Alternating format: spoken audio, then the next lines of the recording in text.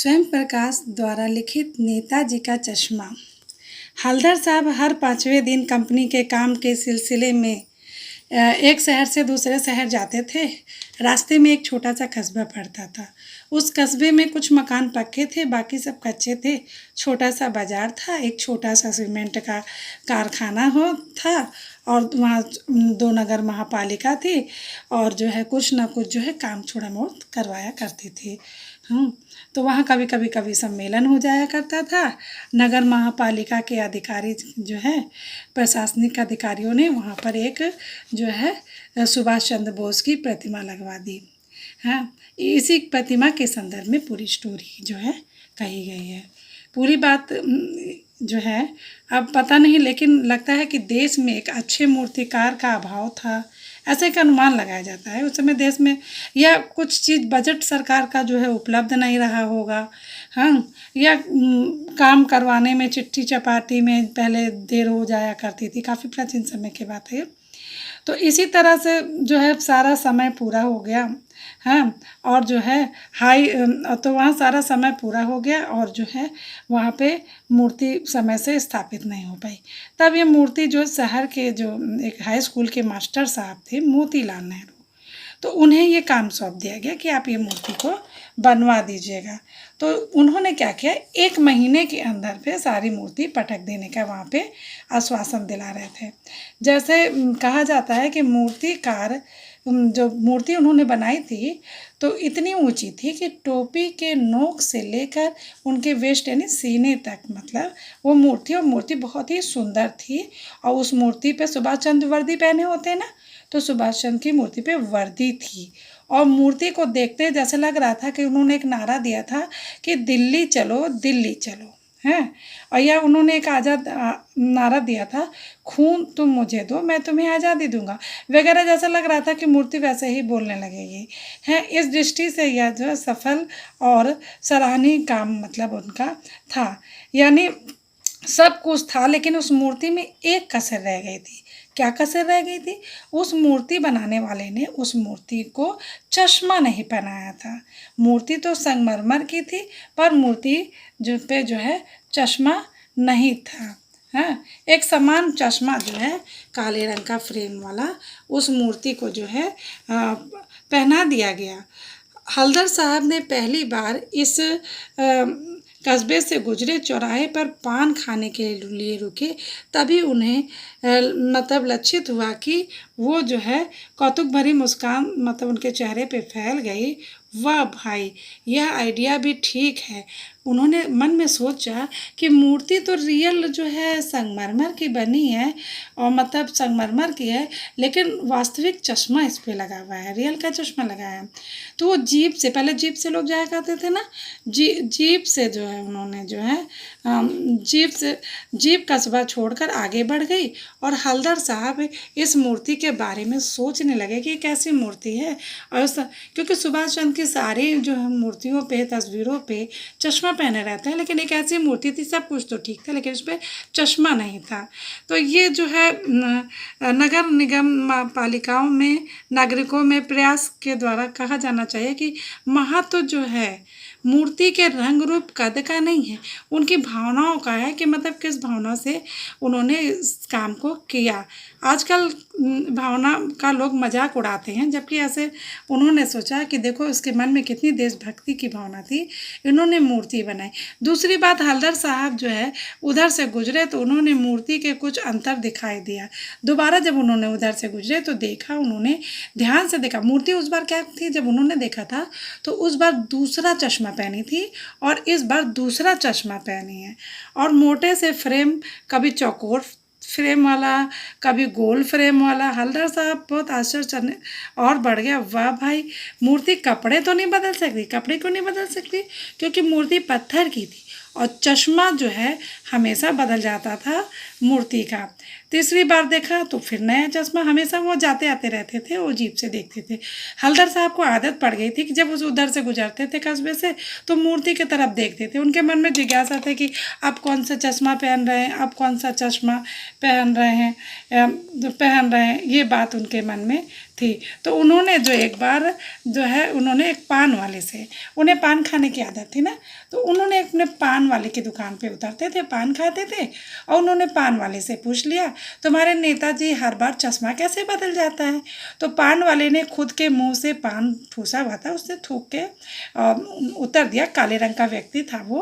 और हल्दर साहब के प्रश्न का उत्तर मुस्कुराते हुए बोला कि उसने दुकान में जो है पान थूक दी, और थूक कर उसने लाल काली बत्तीसी, जो नहीं खाए रहते हैं पान उनके दांत, वैसे बत्तीसी खोल के बोला, कैप्टन ऐसा करता है? क्या करता है? उन्होंने पूछा।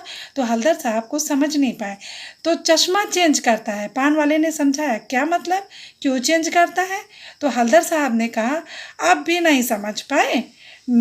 जो भी ग्राहक आता है समझो उनके चौड़े चौखट वाला ही चश्मा चाहिए होता है।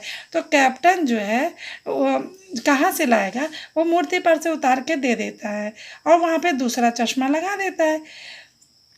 तो हल्दर साहब को बात कुछ समझ में नहीं आई, ये क्या बोल रहा है। तो चश्मे वाला है जिसका नाम था कैप्टन, वो चश्मे वाला क्या करता था कि चश्मा बेचता था और हर बार नया चश्मा लगा देता था। जब किसी ग्राहक को चश्मा लेना होता था तो मूर्ति पर के चश्मा उतार कर वो दूसरा चश्मा लगा के ग्राहक को चश्मा दे देता था।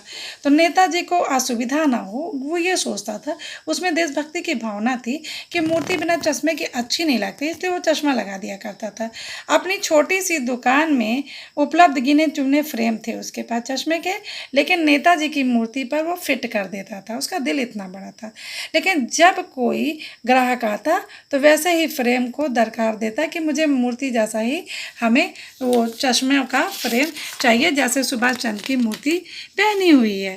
तो चश्मे की मूर्ति पर लगा फ्रेम संभवतः नेताजी के से वो क्या करता था, मांगते समय क्या करता था, जब भी फ्रेम उतारता था कहता था, नेताजी मुझे माफ़ कर दो, और वो चश्मा दे देता था और नेताजी को दूसरा फ्रेम लौटा देता था। वाह भाई, खूब अजीब कहानी है ना, कि वो फ्रेम ले भी लेता था और वो दे भी देता था। लेकिन भाई इस बात अभी तक समझ में नहीं आई कि हल्दर साहब ने पूछा, नेताजी का ओरिजिनल चश्मा कहाँ है जो मूर्ति का था? तो पान वाला मुंह में पान ठूस के बोलता है, दोपहर का समय था, और जो फिर आंखों में ही हंसा अपने, और फिर पीछे मुड़कर मुस्कुराता हुआ बोला। पान वाले ने कहा, एक मज़ेदार बात यह है, यानी यह ठीक ही सोच रहे थे, मूर्ति के नीचे लिखा है मूर्तिकार मास्टर। क्या लिखा था? मूर्ति जब बनती है तो उसके नीचे बनाने वाले का नाम लिखा रहता था। तो वहाँ लिखा है मोतीलाल, वाकई कस्बे का अध्यापक था जो उस स्कूल में पढ़ाता था। बेचारे ने महीने भर में मूर्ति जो है बना दी होगी, लेकिन पत्थर क्या होता है ना, एक अनुमान लगाया जाता है कि पत्थर जो था वो पारदर्शी होता है, मतलब, और जो है चश्मा नहीं बना पाया होगा उसका, या बारीक होकर वो चश्मा टूट गया होगा, चश्मा पत्थर का बनाया होगा उसने, तो इसीलिए असुविधा हुई होगी, तो उसने जो है अलग से चश्मा बना दिया होगा। और ऐसे देशभक्ति के आगे नतमस्तक करते हैं। पीछे मुड़े और पान वाले के पास जाकर चश्मे नेताजी का पीछा मुड़ा और पान वाले के पास जाकर पूछा कि चश्मा नेताजी का चश्मे वाला नेताजी का साथी है क्या? आज़ाद हिंद फौज में भूतपूर्व सैनिक या सिपाही है क्या? मतलब उन्होंने सोचा कोई उसका रिश्ता उससे रहा होगा। पाल वाला पान खा रहा था, पान पकड़े अपने हाथ को मुंह से 1.5 इंच दूर करके, मतलब उसने मुस्कुरा कर बोला, आप उसी से बात कर लो ना, फोटो वाला, या अखबार में उसका फ़ोटो छपवा दो। मजाक में लिया उसने बात और कही है बात को। फिर मुड़कर देखा, अवाक रह गया। एक बेहद बूढ़ा मरियल सा आदमी जो है, आँखों में काला चश्मा लगाए हुए, एक हाथ में छोटी सी संदूकची लिए हुए, और दीवार के सहारे उसने अपने बांस को टिका दिया। वो ऐसे चश्मा बेचता था ना कि उसकी लकड़ी में लगा के नहीं बेचते फेरी वाले, वैसे बेचता था, और उसी में सारे चश्मे अटके थे। जब कहीं रखता था तो लकड़ी दीवार के सहारे रख देता था। इस तरह उसका छोटा मोटा काम था, और वो इस तरह से मतलब चश्मा बेचता रहता था। यही वास्तविक उसका नाम था। लेकिन पान वाले ने साफ बता दिया कि मतलब अब इस बारे में और बात करने को तैयार नहीं था। और उसका ड्राइवर भी बेचैन हो रहा था जो उसको गाड़ी से लेके जा रहा था। देखिए कैसे चश्मा लगा रहे हैं उनको, हाँ। तो फिर हल्दर साहब जीप पे बैठकर चले। 2 साल तक हल्दर साहब अपने काम के सिलसिले में एक कस्बे से दूसरे कस्बे तक वो गुजरते रहे। नेताजी ने मूर्ति के बदलते हुए चश्मे को देखते रहे। कभी जो है गोल चश्मा, तो कभी चौकोर, तो कभी लाल, तो कभी काला, कभी धूप का चश्मा, जैसे कई तरह के, कांच वाला चश्मा, गोगो चश्मा, कोई ना कोई चश्मा जरूर होता था, जो ये जो है धूल भरी यात्रा में हल्दर साहब को कौतुक और प्रफुल्लता के कुछ क्षण देने के लिए काफ़ी था। पहले रास्ते धूल भरे होते थे ना, तो उसमें रिलैक्स मिलता था ये सब देखे। फिर एक बार ऐसा हुआ कि मूर्ति ने चश्मे पर कोई भी मतलब उस पर चश्मा नहीं था। अब वो सोचने लगे भाई ऐसा क्या हुआ कि इस मूर्ति पे चश्मा क्यों नहीं है। तो उस दिन पान की दुकान भी बंद थी, चौराहे पे अधिकांश दुकानें बंद थी। उस दिन क्या हुआ, अगली बार मूर्ति को अपनी आंखों में चश्मा नहीं था। हल्दर साहब जो है पान वाले से पूछा, क्यों भाई क्या बात है, आज तुम्हारे नेताजी चश्मा नहीं पहने हुए हैं या मूर्ति पे कोई चश्मा नहीं है। तो वो रोता हुआ बोला कि साहब कुछ रोता हुआ बोला कि मतलब चश्मा बनाने वाला अब नहीं रहा इस दुनिया में, वो मर गया है। तो इस तरह से खबर उसको वो देता है। तो वो सोचते रहे मन में और फिर जीप से अपना रवाना हो गए। इस बार सोचते हुए क्या होगा उस कौम का जो अपने देश में इतना जान देता है, लेकिन फिर भी लोग उस पर हंसते हैं। अपने लिए मतलब कुछ भी करने के लिए तैयार हैं देश के लिए। 15 दिन बाद फिर उसी कस्बे से गुजरे। कस्बे पे घूमने से पहले वो ख्याल आ गया कि मतलब जी वहाँ पे मूर्ति हुआ करती थी और मूर्ति चश्मा लगाया करती थी, तो उनके कस्बे में सुभाष चंद्र की प्रतिमा अवश्य ही जो है प्रतिष्ठित होगी, मतलब जैसे वहाँ पर थी, पर वह चश्मा नहीं होगा। उन्हें सोच के बुरा लग रहा था कि अब उस चश्मा पहनाने वाला व्यक्ति तो मर गया, अब उस मूर्ति को चश्मा कौन पहनाएगा, कैप्टन तो मर गया है। तो इस बार उन्होंने ड्राइवर से बोला कि हम वहाँ नहीं रुकेंगे, पान भी नहीं खाएंगे, मूर्ति की तरफ हम तो देखेंगे भी नहीं। ड्राइवर से कह दिया चौराहे पे बिल्कुल भी मत रुकना, हम आगे चले जाएंगे। लेकिन आदत मजबूर मतलब कहाँ मानने वाली थी, वो मूर्ति से प्रेम था उन्हें। तो वो अपने चौराहे से पहुँचते हैं तो मूर्ति की तरफ देखते हैं और फिर अचानक से ड्राइवर से बोलते हैं कि रुको। स्पीड में गाड़ी थी तो फिर अचानक से ब्रेक मारा, रास्ते में जीप रुकते ना रुकते हल्दर साहब जीप से तुरंत कूद के तेजी से उस मूर्ति के पास चले गए और अटेंशन में खड़े हो गए एकदम। देखा क्या देखा उन्होंने, मूर्ति की आंखों में सरकंडे से बना छोटा सा चश्मा लगा हुआ था। जैसे वो भावुक हो उठे कि मतलब इतनी सी बात उनकी आंखों में बाहर आई कि मतलब देशभक्ति आज भी जीवित है लोगों में, अपने सिपाहियों, अपने नेताओं, अपने देश पे निछावर होने वाले व्यक्तियों के प्रति आज भी प्रेम है। और उनका सोचना गलत था कि मतलब अब चश्मे पे कोई भी पहनाने वाला नहीं है, कोई देशभक्त नहीं है, सब मजाक उड़ाने वाले, ऐसा नहीं है। आज भी हमारे देश में लोग जो है देशभक्ति की भावना भरी हुई है। और इसी तरह से इस कहानी में लेखक ने बताया है और इस अध्याय का समापन यहीं से समाप्त करते हैं।